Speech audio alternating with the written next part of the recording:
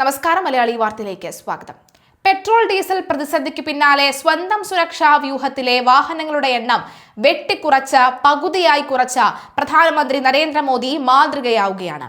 പുതിയ വാഹനങ്ങൾ വാങ്ങി അധിക സാമ്പത്തിക ബാധ്യത വരുത്താതെ നിലവിലുള്ള ഇലക്ട്രിക് വാഹനങ്ങളുടെ ഉപയോഗം പ്രോത്സാഹിപ്പിക്കാനും അദ്ദേഹം നിർദ്ദേശിച്ചു. പ്രധാനമന്ത്രിയുടെ സുരക്ഷാ ചുമതലയുള്ള സ്പെഷ്യൽ പ്രൊട്ടക്ഷൻ ഗ്രൂപ്പിന് SPGക്കാണ് ഈ നിർദ്ദേശം കൊടുത്തിരിക്കുന്നത്.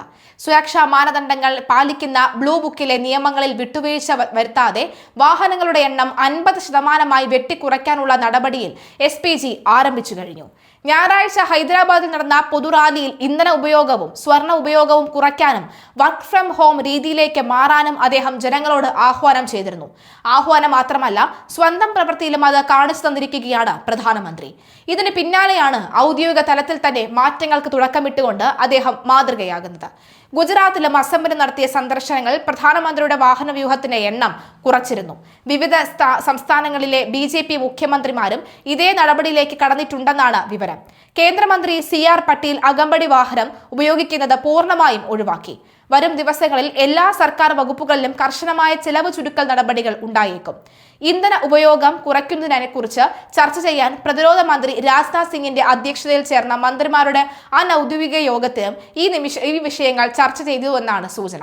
പശ്ചിമേഷ്യൻ യുദ്ധ സാഹചര്യത്തിൽ ഇന്ത്യ നേരിടുന്ന ഇന്ധന പ്രതിസന്ധിയുടെ പശ്ചാത്തലത്തിലാണ് പ്രധാനമന്ത്രി നരേന്ദ്രമോദിയും മുണ്ടും മുറുക്കി ഉടുക്കാൻ നിർദ്ദേശിച്ചത്.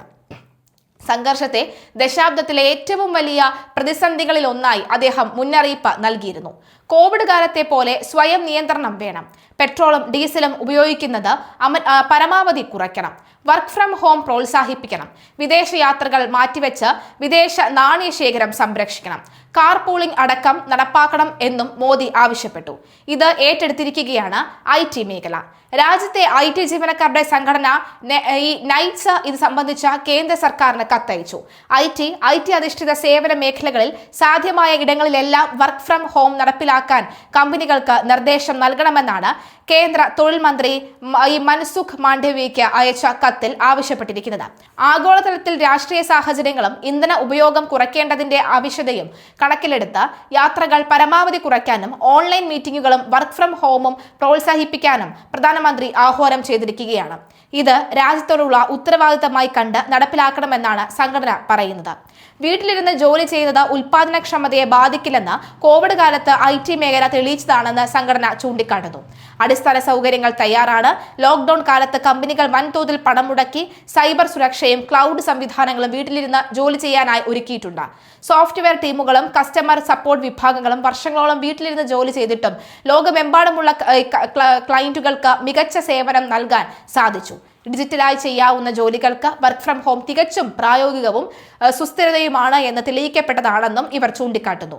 മെട്രോ നഗരങ്ങളിൽ മണിക്കൂറോളം ഗതാഗത കുരുക്കൾക്ക് പെട്ട് IT ജീവനക്കാർ ഓഫീസിലെത്തുമ്പോൾ തന്നെ വൈകുന്നു. ഇത് ജീവനക്കാരുടെ മാനസിക ആരോഗ്യത്തെ ബാധിക്കുന്നതിനൊപ്പം തന്നെ രാജ്യത്തെ ഇന്ധന ഉപയോഗം വർദ്ധിപ്പിക്കുകയും ചെയ്യുന്നു. ഡിജിറ്റൽ സംവിധാനം ഉപയോഗിച്ച് വീട്ടിലിരുന്ന് ചെയ്യാവുന്ന ജോലിക്ക് ലക്ഷക്കണക്കിന് ജീവനക്കാർ ദിവസവും റോഡിലിറങ്ങുന്നത് ഒഴിവാക്കിയാൽ ഗതാഗത കുരുക്കും പരിസ്ഥിതി മലിനീകരണവും കുറയ്ക്കാമെന്നും സംഘടന വാഗ്ദാനം ചെയ്യുന്നു.